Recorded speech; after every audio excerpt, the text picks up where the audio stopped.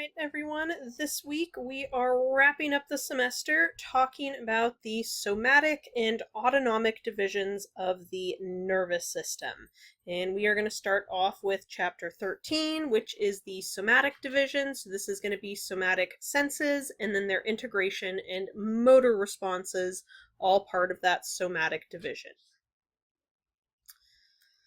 All right, so really quickly, just kind of a couple main points about our somatic nervous system. It is responsible for two main things.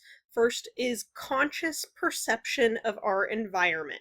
So this is going to be things we see, hear, taste, touch, and a bunch of other things that you may not think of. We'll get into some detail as we go.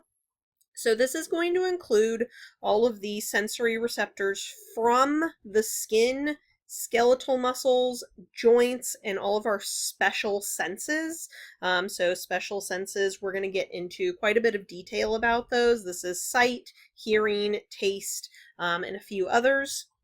And these are all considered to be what's called afferent receptors. So afferent things are going from outside the external part of the body into the central nervous system. All right. So they are going back into that central nervous system.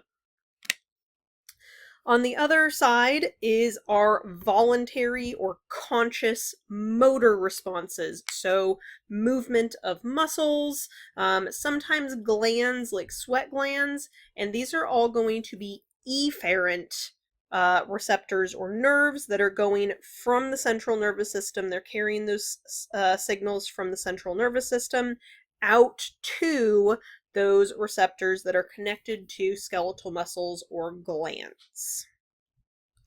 All right, so we are going to start off with section 2, covering touch, taste, and smell. So sensory receptors can be classified a few different ways, as you can see here. We have a couple different varieties of structural classification. So this can be based on the type of cell, so kind of their structure. We'll see a graphic of this in just a little bit. And then we can also have this classification based on where they are found in the body. All right, so exteroreceptors are going to be things sensing the external environment. Interoceptors are going to be sensing our internal environment. And then proprioceptors are really cool. Proprioception is the ability of our body being able to tell where it is in 3D space. So I think I've talked about this before last week. But this is what enables you to do things like close your eyes and you can still very accurately touch the very tip of your nose. You can touch a specific part of your ear. If you've got your ears pierced, you can touch a specific piercing with your eyes closed. You can bend down and touch your knee with your eyes closed. And this is because we have receptors telling our body where we are in space and in relation to other parts of our body so that we can detect and touch those areas without needing to see them. And then our third classification is functional. So this is a receptor based on what type of stimuli it's picking up. So a chemoreceptor would pick up chemical signals. Osmoreceptor is going to sense water balance. Mechanoreceptors are sensing movement, so on and so forth. So we're going to see some examples of these different types of sensory receptors as we go through this chapter. So here are the graphics of the receptor classification by type of cell. So up here in A, we've got a receptor neuron with free nerve endings. So those dendrites are free to pick up signals from other cells. Cell body is here in the middle, so this is a bipolar cell that we're seeing here. This middle one, B, this is a receptor neuron with an encapsulated nerve ending. So there's the dendrites, and they are covered with some connective tissue, so there's specific areas where we're going to see those. And then we have in C, very, very specialized receptor cells, which as you can see look very, very different. So this specialized receptor cell that they're using to demonstrate this is a rod that would be found on the retina of our eye. So this is going to be one of those photoreceptors to help pick up light. All right, so let's talk about somatosensation. So this is touch. Touch is a general sense, not a special sense. We only have a few special senses. Everything else is considered to be a general sense. So the sense of touch is going to include a lot of different things. So pressure, vibration, light touch, itching, pain, again, proprioception. All of these are going to be different touch sensations. So these receptors are spread all throughout our body in a wide variety of organs. Our skin is probably the first thing that you would think of for the sense of touch. That's understandable, but these receptors are also going to be found in our muscles, especially for those deeper pressures, as well as kinesthesia. So this has to do with movement. Proprioception is also going to play a role with those muscles, tendons, joint capsules, ligaments, all that kind of stuff. And then the walls of visceral organs, so some of our organs within our body, are also going to have these types of receptors.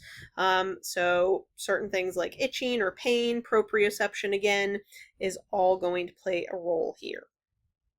So some of these receptors are going to be mechanoreceptors, so sensing some sort of movement, or sometimes we call this mechanical deformation or deformation. So this would be like really, really deep pressure. If you're pressing into your skin, that's going to be sensed on your skin, as well as the muscles and some of the connective tissues deeper down under the skin. So we can have mechanoreceptors with free nerve endings found in the dermis, cornea, tongue, joint capsules, visceral organs that can sense pain, temperature, and again, that mechanical deformation. So this is a change in the normal structure of that area. Merkel's discs, these are special mechanoreceptors found in the junction between the epidermis and dermis of our skin, as well as mucous membranes, mucosal membranes.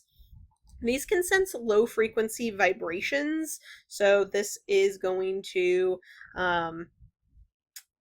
be things that could come across as the sensation of light touch in some cases. So this is a really specialized cell type. Then we have bulbous or ruffian's corpuscles. These are also found in the dermis and joint capsules. These sense stretch. All right, so this is obviously going to be really, really important for joints to be able to sense how much they're being stretched, but it's also important for our skin. Tactile corpuscles or Meissner corpuscles, these are found in the papillary layer of the dermis, especially in our fingertips and lips. These sense light touch and then some other vibrations, some lower frequency vibrations. Lamellated or Pacinin corpuscles, these are found deeper in the dermis and subcutaneous tissue. These are going to sense much deeper pressure and some high frequency vibrations. Our hair follicle plexus, these are special receptors wrapped around the hair follicles in the dermis. This will sense movement of hair. So this is why sometimes you can feel things that aren't fully touching your skin yet, but generally you can tell if something has touched your hair. If you brush, you're walking down the hiking trail or something and your hair brushes against a branch or something, but it doesn't actually touch your skin, but you can still tell that you brushed up against something. We've got muscle spindles lined up with those skeletal muscle fibers to sense their contraction and stretch. And then we have certain receptors that are tendon stretch organs or Golgi tendon organs that are obviously going to be found lined up with tendons, sensing the stretch of those tendons. Our next sense that we're going to cover is gustation or taste. This is one of our 5 special senses. This involves some raised bumps called papillae or papilla for singular if you're just talking about one of them. These are found on the tongue, and these are containing all of the structures we need for taste. The sense of taste is gustatory transduction, so picking up the chemical signals from the foods that we eat and translating that into information about what we're tasting. We have 4 main types of papilla based on their appearance: circumvallate, folate, filiform, and fungiform. And so these are all going to have slightly different roles. And then within those papilla are the taste buds that contain very, very specialized gustatory receptor cells for that chemical stimuli, giving us that sense of taste. All right, so here's the tongue. So kind of looking at deeper examples of what all of these different papilla look like. So here's the circumvallate papilla shown right here, and you can see that this is going to be kind of found on the edges of the tongue. We've got taste buds embedded within that. Right, and that's what that looks like if we were to take a cross section of that tissue and stain it. Here we have the fungiform papilla right there, along with, again, taste buds deeper down. Filiform papilla, as you can see, these are almost shaped kind of like a flame. All right, and they're found close to the tip of the tongue, as you can see. Again, taste buds down there, and then these foliate papilla found on the edges as well, again with taste buds deep down in there. So this is a zoomed in view of any of these papilla, but just kind of looking a bit more at that internal structure. So there are little hair-like structures up here, and then some pores to pick up more of that chemical signal. And that is all going to get moved further down. So we've got some gustatory cells in here, and then basal cells, which are going to help with some of that sensation. And then transitional cells are going to help with that kind of communication from what is that chemical and what type of taste sensation is that chemical giving us. All right, next up is the olfaction sense, or the sense of smell. This is the second of our 5 special senses. So we have olfactory receptor neurons. These are going to be unipolar neurons located in the olfactory epithelium of our nasal cavity.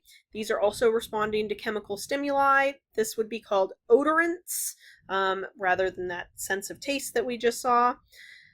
These cells have the dendrites extending out from the surface of the epithelium into that mucus lining of the cavity.